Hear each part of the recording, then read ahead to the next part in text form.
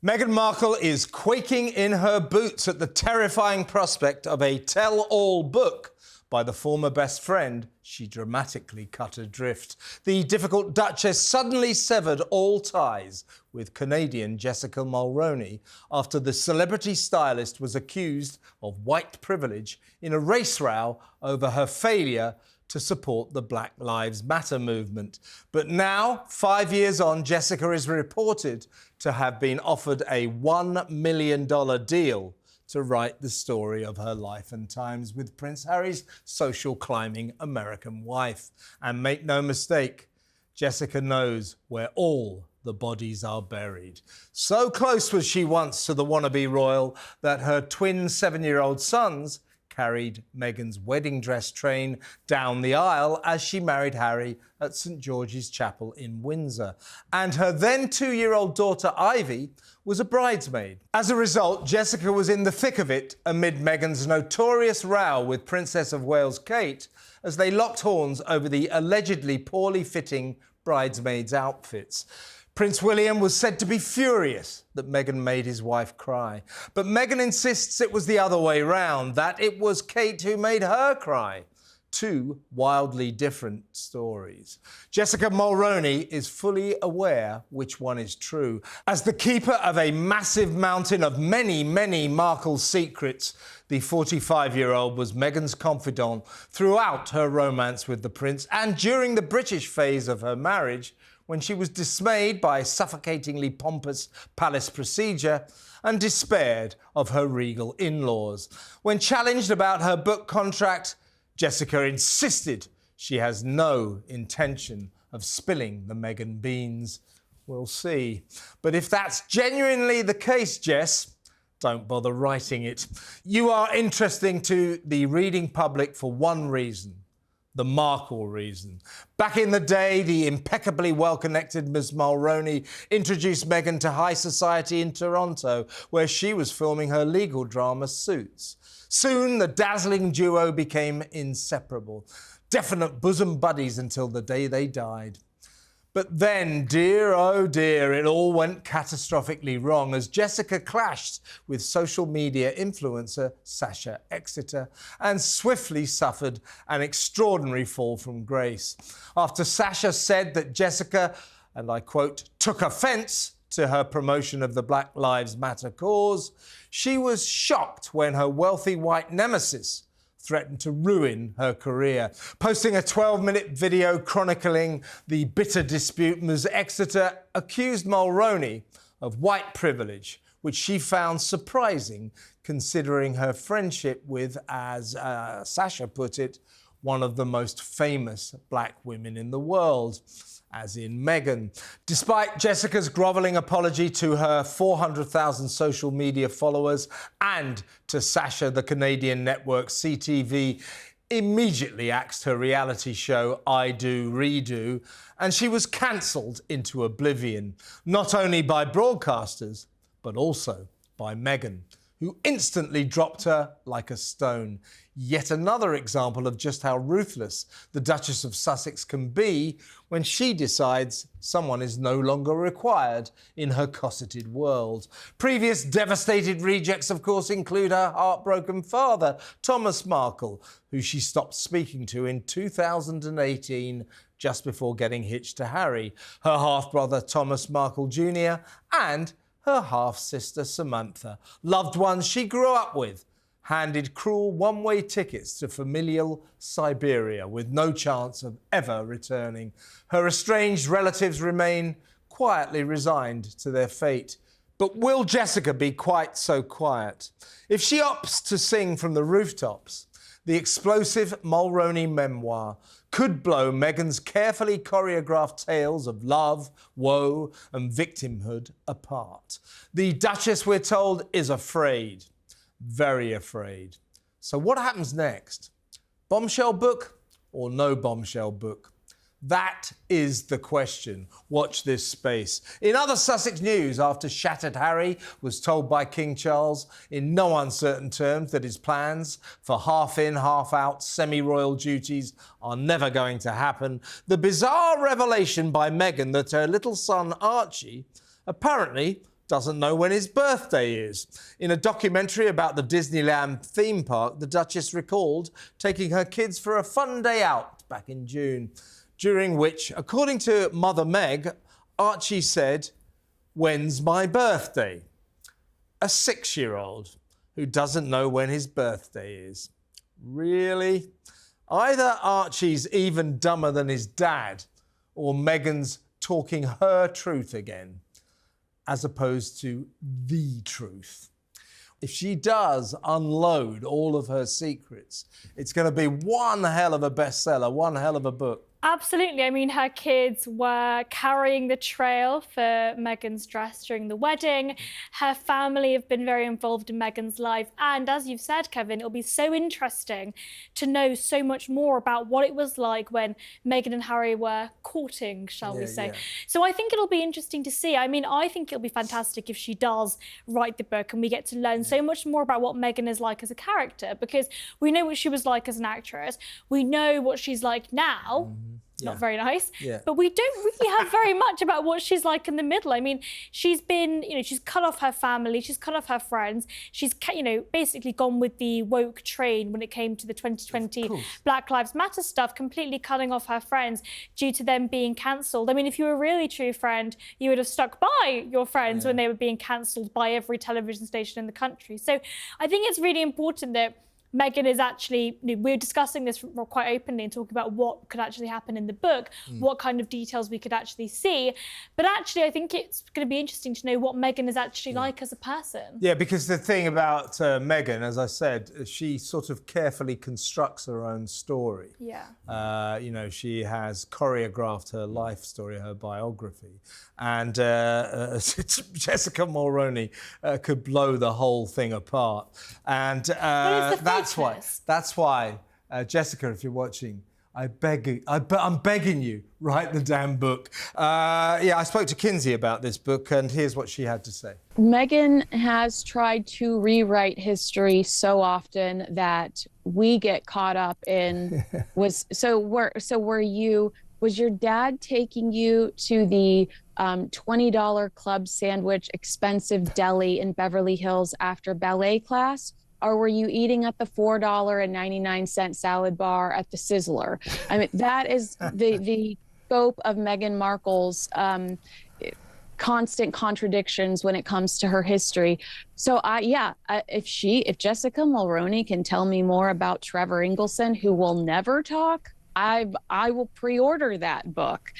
But will she give us the truth about why there was a blow-up during Meghan Markle's wedding preparation? Did she, Jessica Mulroney, as it's alleged, did she gang up against Catherine, the Princess of Wales? I'd love to know the truth behind those stories. Now, Trevor Immelman, of course, is Meghan's first husband, who has maintained a sort of dignified front and will never, ever talk about his former wife, although, man, he's got some tales to tell.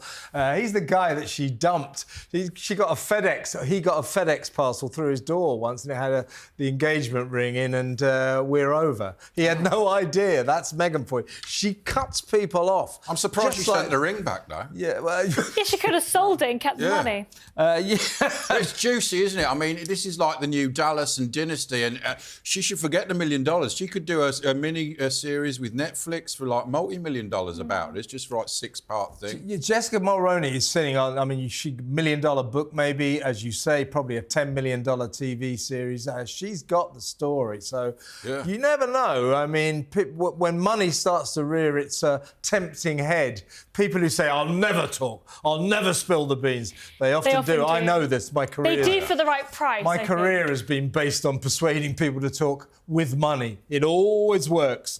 Now, I also mentioned in my monologue the truth about, we spoke about this last week, but when Harry came to London recently and saw his dad and then tried to paint this rose-coloured portrait of what happened when they had tea for two at Clarence House at the King's Palace in London, he's, marvellous, he's doing great, yeah. And Harry tried to give the idea that his rapprochement, he was on his way back. He'll be doing more and more royal duties, flying back 4 or 5 times a year. Well, the truth is, we're now finding out that what happened in that meeting was the King, Harry's dad, turned around to Harry and said, "That, your half-in, half-out idea, as my mother told you, the Queen, the late great Queen, is never going to happen." That meeting was nowhere near as pleasant as Harry tried to make out. Also less than an hour as well. It was 54 minutes, 54 minutes. Now, again, I spoke to Kinsey about this, and here's what she had to say. If this were a job and not a family, this guy would have been fired. They would have changed the passwords to his email accounts. They would have changed his passcode to walk into the building. They would have taken his key card. They potentially would have sued him for libel, and they would have never talked to him again. His behavior has been so appalling over the last 5 years. Selling company, basically the firm, selling institutional company secrets, disparaging said company in a huge public forum, disturbing, being very destructive to said firm company's reputation. The only thing that keeps this guy in the loop is the fact that he shares DNA with these people. But otherwise, if you think about the royal family and the monarchy as a business, his behavior has been so destructive that there's no way anyone would forgive him for what he's done. It's right, isn't it, Ash? I mean, this guy, Harry's like Meghan. You know, there's what actually happens. There's the truth. And then there's Harry's version. Harry's version was, OK. Essentially, what he was saying, in not so many words, was, OK, last 5 years, I've behaved fairly badly, called all of my relatives racists, called the whole of Britain a nation of slave drivers, lobbed grenades across the Atlantic, verbal grenades, left, right and centre, made money by selling secrets, trash for cash. But, hey, it's all over now. I can be forgiven. He's delusional and he's in denial, and he still won't know that was King Prince Charles sending him a message. You get 54 minutes and you got to come in the tradesman's entrance. Matron, because you get searched there, don't you? Yeah. Well, funny enough, tapping him down for a wire. Yeah, it's the front. You come through the public come through the front, and the royals have a special entrance to Clarence House at the back. Yeah. And Harry had to come through the front, where they frisked him for recordings. But it's sending a message as well. You come in the public door. You're not a royal anymore. But listen, I've got a big exclusive for this show. What is it, man? Meghan Markle, and this is an exclusive to What Just Happened. You're going to love this. Exclusive. She's launching a new product. Have a look at this. Now I've got mine. Meg Goo. Celebrating the sexy earth goddess in all of us. Brilliant! You're a genius at sauces and ointments. He already hates his dad. That's a Windsor for you. Yeah, so that's exclusive to this show. Oh, that's fantastic. That's a British series for all of you around the world, in America, Australia, etc. It's called Spitting Image. It's been going for years. Puppets of very famous people, politicians, members of the royal family, spoofing them like mad. But what did you think of Meg Goo? I rather like that product. Fantastic. I mean, I'm sure it will sell very well, just like all of her other very successful businesses. It's so funny, I think, because in the UK, royal shows and the way that we make fun of the royal family is always very light-hearted. Whereas I always feel as though when it comes to Harry and Meghan, we genuinely don't like them. They are genuinely not nice people. And I think that part of it is, I mean, as we discussed earlier, the fact that Meghan has basically completely shunned out the royal family, has completely cut off people. And the fact that Prince Harry has such a low level of respect for his own father and for the royal family and the institutions. Whole family, yeah. And it destroys the mystique of the royal family. Well, that's what they've done. Meghan and Harry have single-handedly destroyed that mystique. Now, Meghan, by the way, she will hate that. She will hate that. She likes to be taken seriously. Yeah. Well, Meghan, this is Britain. By the way, one other aside. I can't help feeling there must be a lot of tension in that marriage right now because, as I've always said, and I know I'm right, Meghan will never set foot in this country again. She hates Britain. hates the royal family, hates all of us, doesn't like this place. And it's feelings mutual, of course. She will never set foot in this country again. And yet Harry is now saying, I'm going to come back 4 or 5 times a year. I want to do some royal duties. I want to see my dad regularly. And this is the bombshell. Also, he's talking about sending his kids to British public schools or private schools. I have no idea, by the way, if you're in America or Australia, why we call our private schools public schools. Well, I do, actually, but it's ridiculous. But they didn't do him any good, did they, the English education Well, system? clearly, I mean, basically, But what I'm saying is that Meghan, him being drawn back to his country, he's not enjoying life. Well, in yeah, America. exactly. He's not happy. She'll hate this. She'll hate this. He's not happy. He's obviously homesick. He probably does miss his family.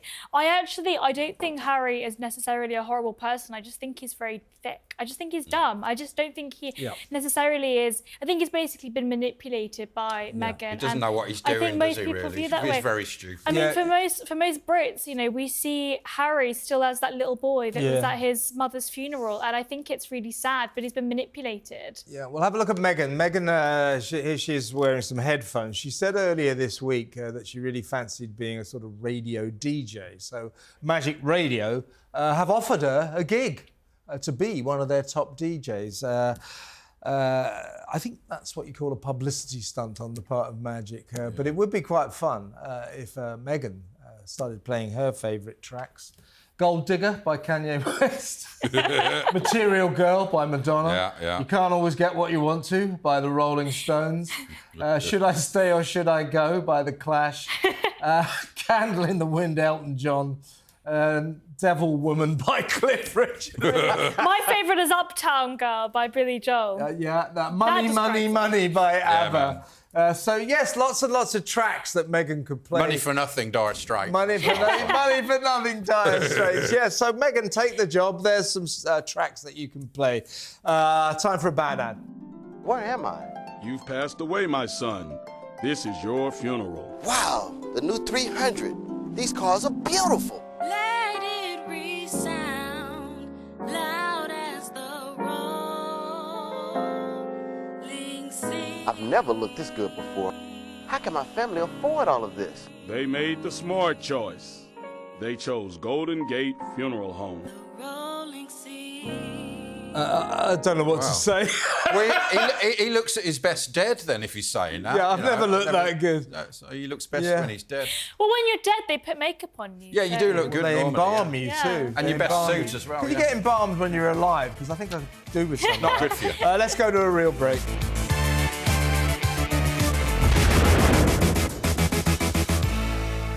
What just happened?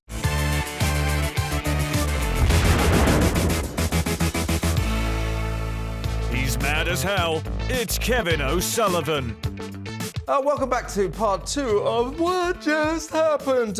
This is where we do this. 3, 2, 1. Yes, it's the big moment, the big story of the week. I don't think there's any doubt about this. It really was the big story of the week. It was Donald Trump addressing the United Nations and dressing down Britain, especially, and Europe, saying that, we don't have freedom of speech. We're killing our freedom of speech. Absolutely right. That our net zero policies are suicidal. Economically suicidal, absolutely right, and that we are destroying ourselves from within by allowing this ongoing massive invasion of illegal migrants. Here he goes. All I got from the United Nations was an escalator that on the way up stopped right in the middle. If the First Lady wasn't in great shape, she would have fallen, but she's in great shape. We're both in good shape. We both stood. And then a teleprompter that didn't work.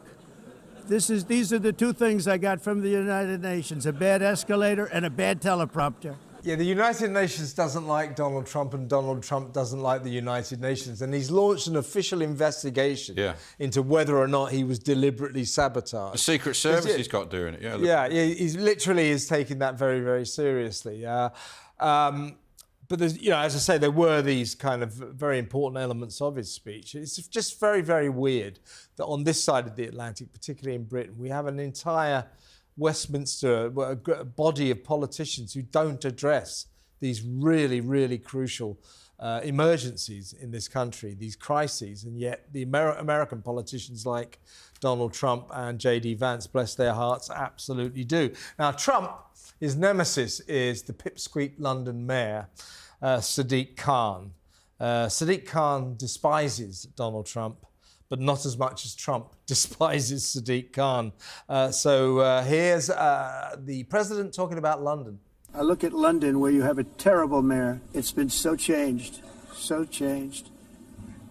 Now they want to go to Sharia law, but you're in a different country. You can't do that. Both the immigration and their suicidal energy ideas will be the death of Western Europe. Now, the mayor of London, Sadiq Khan, is a Muslim, and all the great and the good here, the media establishment, are all left-wing, liberal. They'll go, oh, Sharia law, it's ridiculous to say we've got Sharia law. Do you know how many Sharia councils there are in this country? No idea. 85. Wow. There are 5 in London, and they do have courts about divorces, marital disputes. So, yes, it's not the official law of this country, but in a sense, the Islamic community do have their own Sharia law legal system. So Trump is not speaking out of turn there. Anyway, little Sadiq Khan, he's about 3'2", by the way, tall. He reacted to Trump. Check this out. I think President Trump has shown he is racist, he is sexist, he is misogynistic, and he's Islamophobic. Bingo! Racist, sexist. Yeah, it was the whole. He went through the whole book, didn't he? He is racist, he is sexist, he is misogynistic, and he's Islamophobic. I mean, it's like right on socialist bingo, isn't it? House, I've got that. Full house. He's Why even on the bus. Yeah. Because of the cutbacks, even he's suffering under his own mayor. I bet the bus was late. But I mean, that's all Sadiq Khan seems to do. Yeah. Just racist. Troll through cliches. It doesn't work anymore. Well, because rather than address the genuine problems facing this great country, instead, he would rather hail accusations at President Trump. Well, it's just interesting because in New York, they're about to have a Sadiq Khan of their own, Zoran Mamdani, who's the Democrat candidate, who is basically arguing for new socialism in the same way that Sadiq Khan had argued for, rent controls on housing, which would be completely disastrous. We're talking about policies that are genuinely anti-growth, anti-wealth, and so it's going to be interesting. I mean, Trump can make fun of us for Sadiq Khan, but Americans are about to have their own. Yeah, New York went bankrupt in the 70s, didn't it? Yeah, So well, they had to indeed. get bailed And this out. is the problem with socialism. They continuously take and take and take. Yeah, they do. They take money off the rich and they give it to the poor, and then cities and countries go bankrupt. Well, we in Britain are well into that process right now. By the way, Sadiq, if you're watching, you forgot transphobic, you forgot homophobic. There were so many more cliches that you could have come up with. But Trump also, as I said earlier, he addressed our suicidal climate change, net zero policies. Have a look at this. It's the greatest con job ever perpetrated on the world, in my opinion. Climate change, no matter what happens, you're involved in that. No more global warming, no more global cooling. All of these predictions made by the United Nations and many others, often for bad reasons, were wrong. They were made by stupid people. Who do you think he means by stupid people? Does he mean the British Prime Minister Keir Starmer and his lunatic net zero secretary, But it wasn't crazy Ed Miliband? It's not just Ed Miliband. I mean, even the conservatives, so-called conservatives in government, cancelled new oil and gas licenses. We've basically made Britain poorer. So I just got back from the US, and one thing that really, really shocks me whenever I compare our two countries is how much cheaper petrol is in the US. I mean, you can literally fill up your tank for about half the price than you can in the UK. And they earn twice what we earn on average. As a former American resident, I can tell you, 10 years in LA in the 90s, there are two things that are sacrosanct in America, and all American politicians know this. Oil. Petrol and beer. Yeah. Gas and beer, as they Also, say. You keep those low, otherwise no one will vote for you. I mean, this is insane, right? Mississippi, which is the poorest state in the United States, is still richer than the UK. I don't think people understand how poor Britain actually is. We're poorer than some African states. If Britain joined the United States and became the 51st state, we'd be the poorest. Yeah. That is how poor Britain actually is. And we were level with them. In 2007, we were level at them in wages. Now we're half what they are And we've in less become than poorer 20 years. because of all of these new regulations. Net zero is one of them. We are actively restricting energy supply, making us poorer. We've got all of these new policies that make it much harder, and we tax businesses to the oblivion. Absolutely. Can you spell Mississippi? I can. M-I-S-S-I-S-S-I-P-P-I. M-I-S-S-I. Well done, man. Matilda taught me that. Yeah, M-I-S-S-I-S-S-I-P-P-I. Well, I think we covered Donald Trump's speech. I thought it was a brilliant speech. By the way, there's a politician over here. He's a farce. He's the leader of a ludicrous party called the Liberal Democrats. He's called Sir Ed Davey. And he gave this big speech the other day saying, if you're not careful, the right-wing politicians like Nigel Farage in Britain will turn Britain into a version of Trump's America. And I thought, works for me. Yeah, good. We'd take that over the current situation. No, Ed, we like that idea. Now, we're going on now. That was the big moment. And we're going on now to our regular feature, which is the small moment. And it was indeed a small moment. Jimmy Kimmel, the late-night talk show host, was sort of axed, taken off the air by ABC last week after he lied about that guy Tyler Robinson who assassinated poor Charlie Kirk. Jimmy Kimmel came on because it didn't fit his worldview. He didn't like the idea that a left-winger would be a vile little killer, which is what Tyler Robinson was. He was left-wing and a vile little killer, a man who killed a husband and a loving father. And that didn't work for Jimmy. So Jimmy came on and he said, he's a MAGA. He was a Trump supporter. He deliberately lied to the people. That's why he was taken off air. People go, he's cancelled free speech. Well, as a responsible broadcaster, you can't let your stars go on air and tell deliberate, pernicious lies. Anyway, Jimmy Kimmel, we think for contractual reasons, he's got a $48 million a year contract. If ABC sacked him now, it would cost them more than to get rid of him. So my prediction is I think he's going to last till his contract ends in January. Then they'll kick him out, because I think if they kicked him out now, it would cost them more money than just letting his contract run out. Anyway, he sort of limped back onto the air this week, and check it out. You understand that it was never my intention to make light of the murder of a young man. I don't... Oh, Jimmy.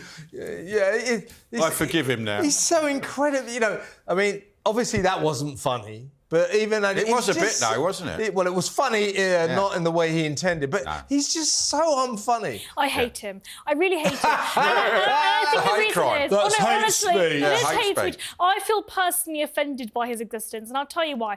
Because this has nothing to do with free speech. If a private company want to sack somebody, they can do that. That's got nothing to do with free speech. Free speech is only violated when the government get involved. It was a commercial decision, wasn't it? I mean, he's losing advertising. His audience has plummeted in the last couple of years. All those late-night TV, American TV hosts have ruined the genre. When I was there in the 90s, Dave Letterman, Johnny Carson, Jay Leno, funny people. Apolitical as well. He's not funny. He's just horrible. These people, these idiots like Jimmy Kimmel and Colbert and all that lot, they've turned late-night talk shows into like Democrat Party conventions on telly. Nobody wants them. Well, they're a weapon, aren't they? If you look at the shooter, this rhetoric is what ended in Charlie Kirk's death. So and they've all got this serious, disturbing cases of Trump deranged syndrome. They do, and I think that's the fundamental problem, because they don't believe that we are human beings. They like the right think that the left are wrong, but the left think that the right are evil. They think that we are disgusting human beings that don't care about people. In my case, they're right. We've got to go to a real break.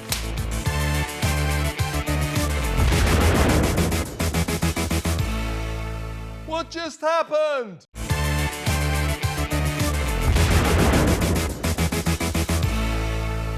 He's Mad as hell, it's Kevin O'Sullivan. Welcome back, part 3. What just happened? This, of course, is your section. This is the viewers' questions to me as I try to answer them. We always get loads and loads of messages from you. We really appreciate them. And we get lots of questions as well. Fire away, Ash.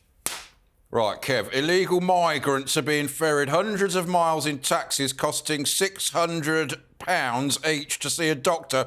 Why do they get special treatment, Kev? Well, again, I always like to explain these stories to our gobsmacked viewers around the world. You won't believe this. So all these illegal... It's just absurd, isn't it? It's ridiculous. All these illegal migrants, right, they break into our country. They come across the English Channel illegally. And they give us asylum. So we put them into expensive hotels. We give them free food, free accommodation, free doctors, free dentists, and the real killer for me is free lawyers to fight their case to stay, most of whom win those cases. We allow 48% of these criminals to stay. Anyway, while they're waiting for their asylum applications to be approved, while they're living at our expense we're spending billions of pounds a year putting these people up. I think it's about £11 billion a year, putting them up in expensive hotels. While they're waiting for their applications to be processed, they get doctors, as I say. Now, often they're moved around from one hotel to the other, but they're allowed to keep the same doctor.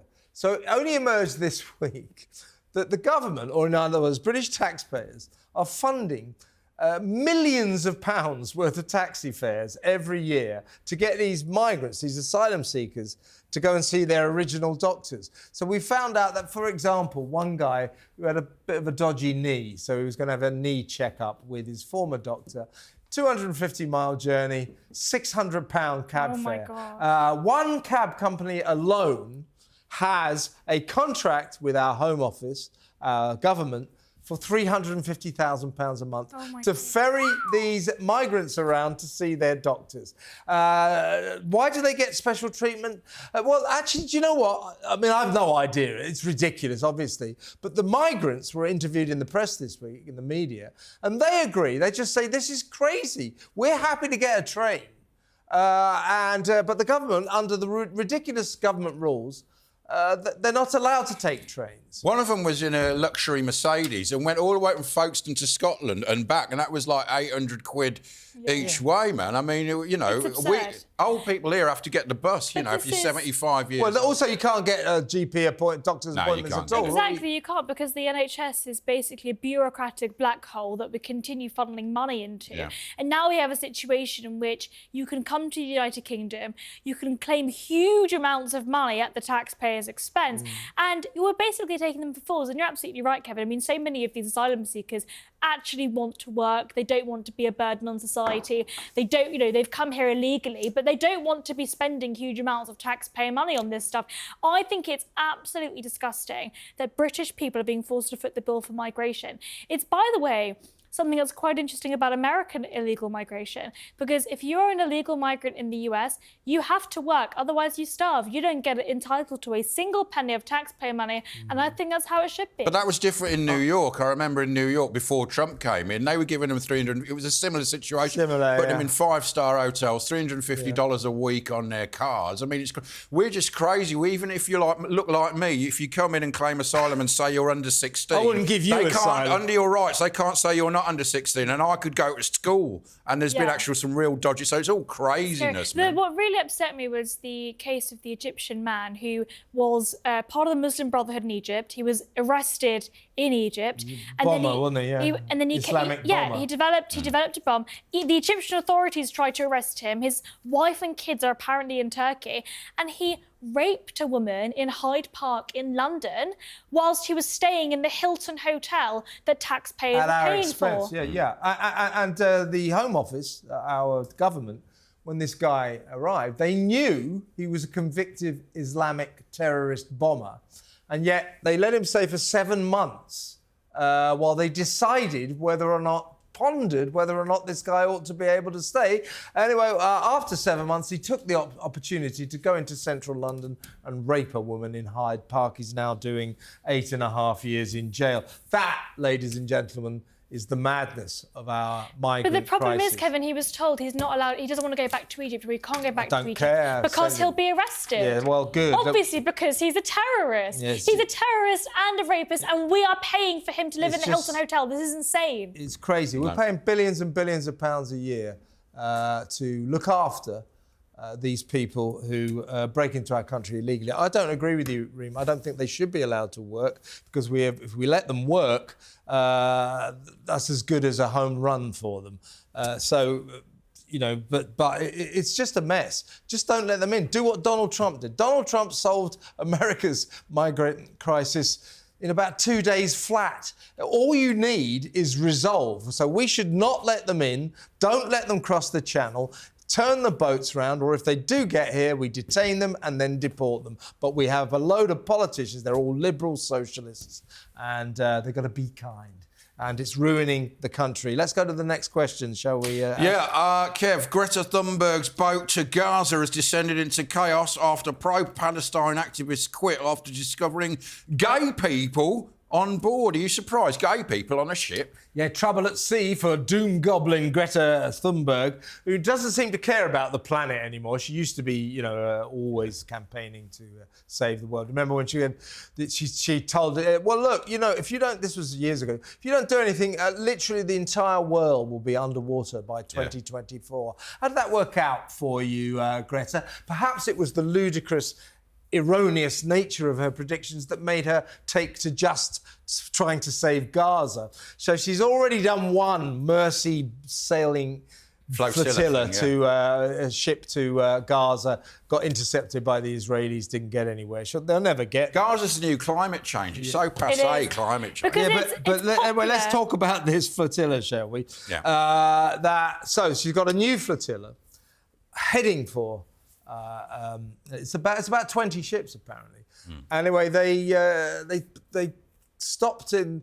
So they've got all these Palestinians, pro-Palestinians. They've got a lot of Muslim people on board and all that. They stopped in Tunisia, and they picked up a load of LGBTQ campaigners, pro-LGBTQ gay rights people. Greta is the captain of the ship, or the captain of the convoy.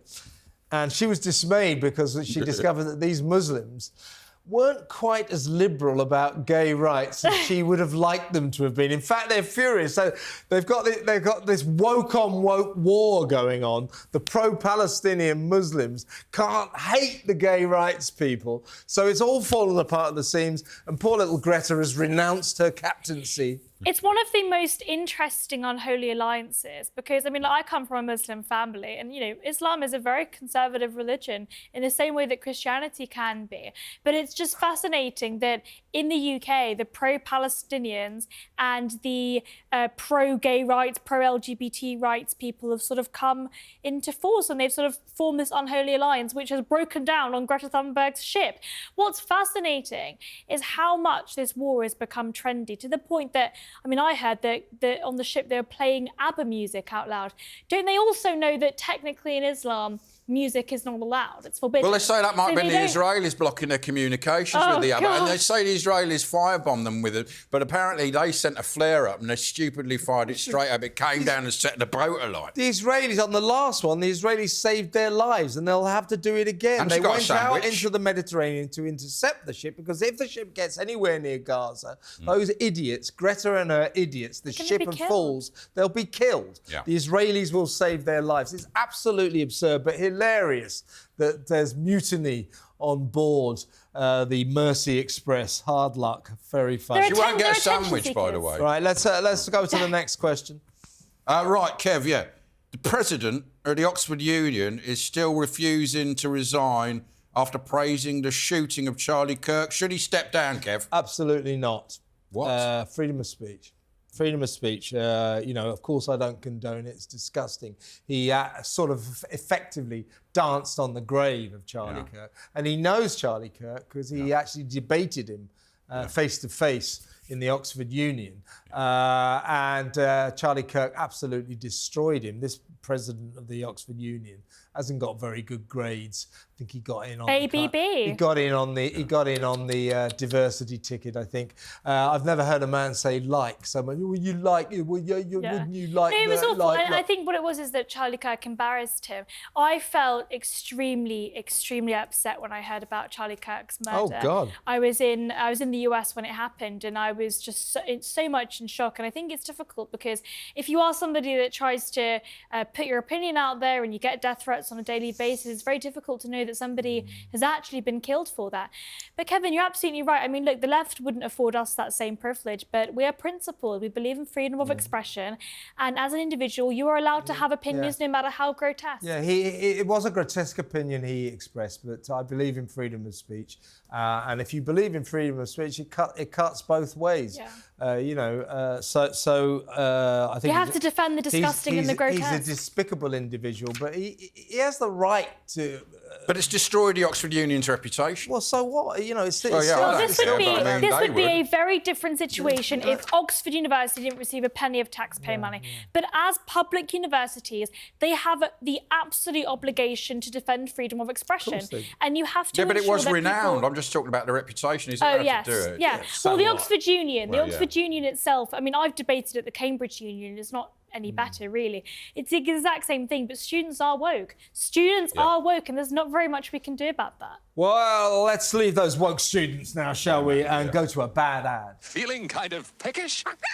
Dial a chicken! We've got chicken, hot and juicy chicken. Dial a chicken, dial a chicken. We deliver hot and juicy chicken. Free fast delivery to all metropolitan areas. The delicious giant family dinner. Great value at only $15.50. Plus other great menu items. Dial a chicken!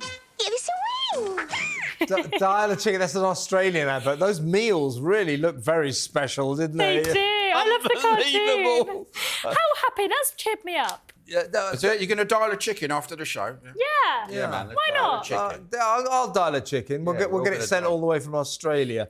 Right, let's go to a break, and we'll be back in just a minute for part 4 of What Just Happened.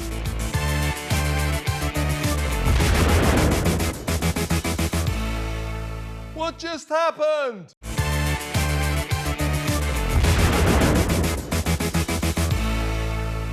He's mad as hell. It's Kevin O'Sullivan. Welcome back. This is the final section of this spectacular edition of What Just Happened. And it's the complaints department. Again, we go through all of your messages. We get thousands every week, and we very much appreciate them, even if you insult us.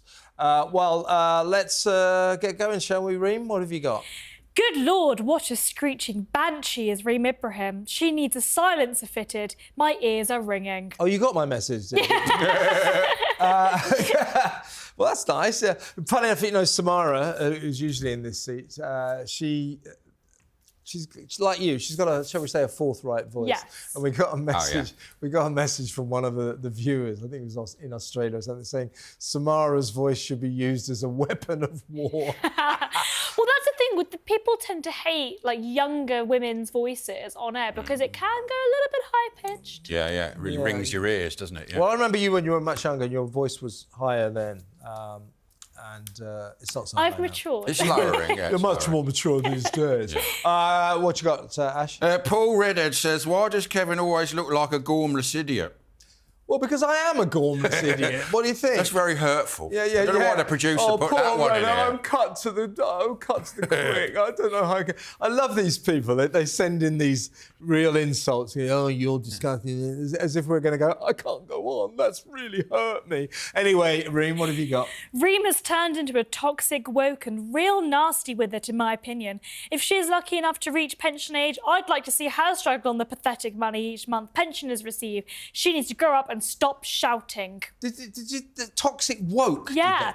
What had happened? You're about as woke as I am. I know. What happened is I said that the state pension should be means tested because I don't think that millionaires should be getting taxpayer-funded benefits. And unfortunately, I have people think I'm left-wing for that, even though it's clearly a right-wing position. I disagree with you. I think that all the pension money should go to millionaires and that poor people shouldn't get it because it would be really funny, wouldn't it? It'd be good comedy. There's no need for them to retire. I'm sure we can find something for them to do, like They a should doorman give me or something. power. I should be the Prime Minister. I'd come up with some very interesting I like policies. that. That's a great idea. It's a good idea. Yeah. What you got, Ash?